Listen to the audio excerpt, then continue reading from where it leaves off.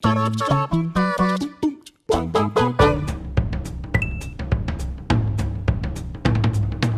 we're talking small things in games that are just annoying or stand out, I've got a million of them, but I don't want to take up your entire day. Maybe someday I'll do a list. So we'll just rattle through some. My first one, it's the most minuscule thing in the world, but I hate every time you see a skip icon in the corner of a cutscene, as though the game is just telling you, hey, look, this story doesn't even matter. This stuff doesn't matter whatsoever. Maybe if you just want to get to the gameplay, that's the thing we're going to encourage. Why don't you just skip this? The entire art department, scripting department, narrative department just crying in the club because everyone's ignoring the stuff that they poured 5 years of their life into.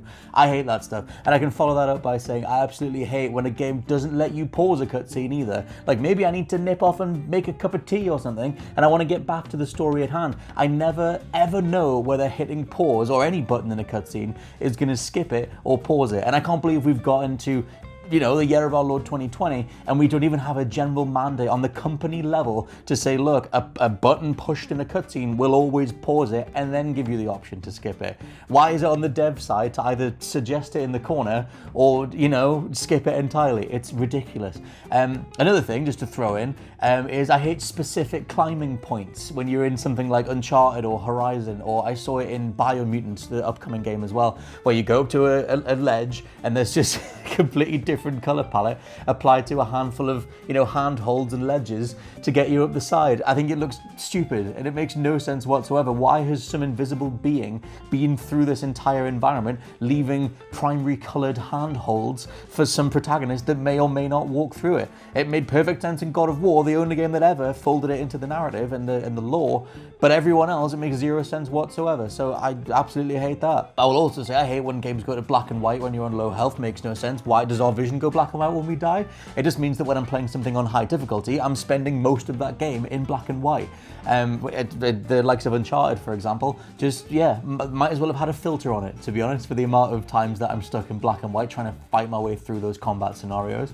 And the last one is that mouse-based UI that Destiny sort of brought in, that every game under the sun seems to have an option for, or at least starts with it. The last two Assassin's Creeds have had it, where on console you're piloting a cursor around and trying to hover it on tiles to then load the next thing. What happened to just pushing buttons and letting us jump through a UI screen by screen? Just apply the Xbox 360's Blade ethos to everything and it'll be lovely. God. Alright, so I've got a confession for everyone today. I absolutely hate damage numbers when they pop up, whether it's in a first-person shooter or a third-person action game. Any single title that shows me the numerical value of my damage every single time I get a hit can, and I don't say this lightly, do one. For some reason, that is a complete and utter immersion break for me. And all games don't have to be, you know, immersive. They don't all have to be Rockstar or Naughty Dog level. They can be silly and arcadey and irreverent. But even then, I hate having to watch these numbers pop up. And I think it's partly because of a design trend that we've seen in general, and that's the move away from, you know, things happening in universe and in game, and a move towards UI-based kind of experiences. You know, a lot of the time when we play a new game now, it is filtered through some of the most obstructive and intrusive UI systems that you have, you know what I mean? We joke about Ubisoft having the same kind of open world formula where you're going from waypoint to waypoint, you're doing activities that pop up and stuff like that. And I do think it is kind of like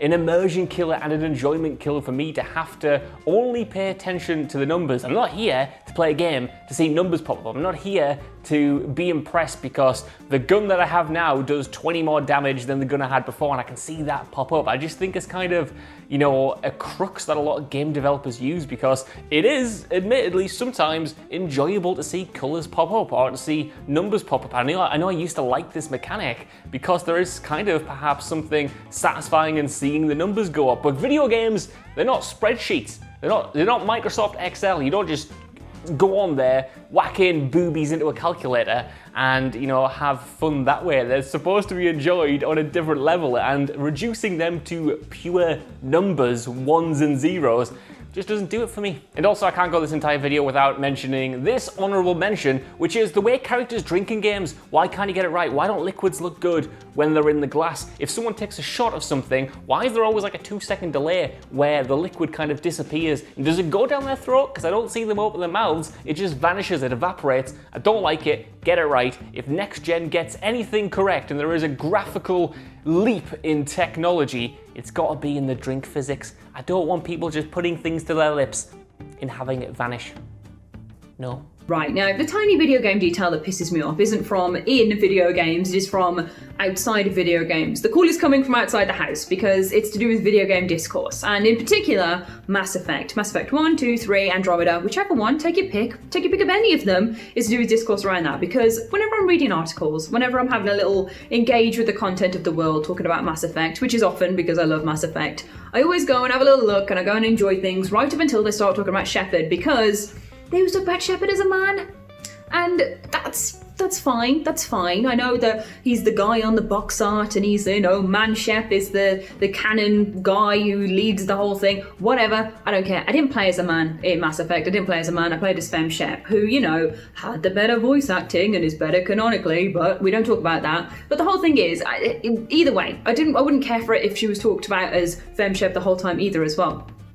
I don't like it when you can make your own character and pick all your different, gender, pick your appearance, do all the different things that you want to do to create your own character and have your version of that character which you relate to and you experience all of this universe-saving goodness with, in Mass Effect in particular, but stuff like Skyrim and Cyberpunk coming up as well. I hate it. I really, really hate it when you've got this character that is yours, that you love, that is your baby, that you make look however you want, make it look like you if you want, and then you're pummeled with this whole rhetoric that it is this set character from the box art who is the one who is the character. I hate it. I really don't like it. I played as Fem Shep. I want to read Discourse where it's either talking with gender neutral pronouns so that anyone can read it and enjoy it and place their own person on, or that's specific to me, which is obviously really hard because it's not specific to anyone else. So please, if you're talking about Mass Effect, if you're talking about other games, just gender neutral it, so everyone can enjoy it and everyone can engage with it and not go, well, actually,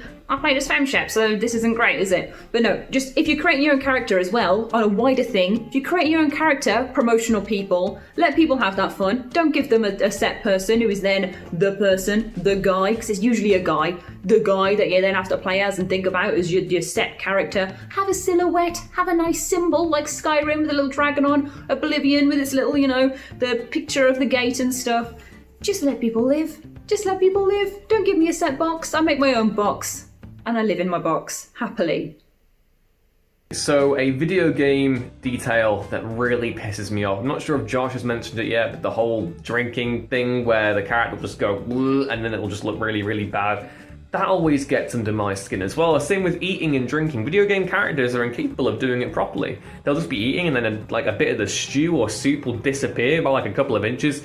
That is so annoying. But the main, tiny, most ridiculously tiny, insignificant video game detail that always gets under my skin, it involves a task that is in most video games, especially those in the open world genre, and that is when you are driving and you're driving a manual car and you'll be changing gears and the driver will have both hands on the steering wheel, just ignoring the gear stick just completely. I don't drive, but I feel as though that's the coolest thing about driving, you can do the whole thing and you'll be changing gears with one hand on the steering wheel. But no, you've got both hands on the steering wheel, it just looks really bad.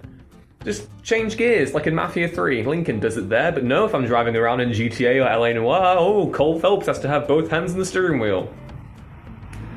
Ridiculous. Shocking. 0 out of 10. Would not play. I would play it because it's a great game, both of them, but come on, just change gears, please. Unless it's an automatic. All those weird flappy paddle deals.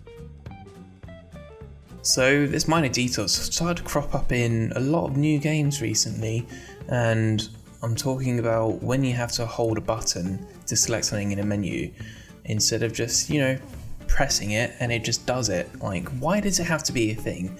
It's just so infuriating. Like, generally most of the time it's in a menu and there's no need for it at all. Like in No Man's Sky, like you do it for crafting and I think all the menus and stuff.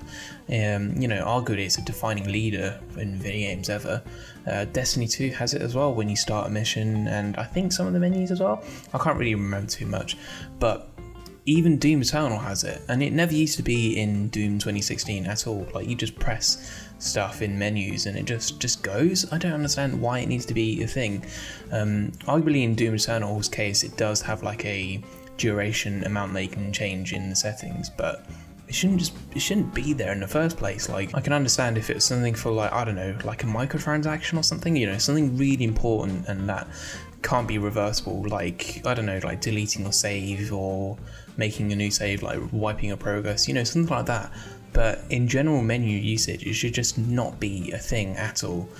And it's just, like I said, it's coming up in new games and it just doesn't need to be a thing at all. And please stop doing that in games.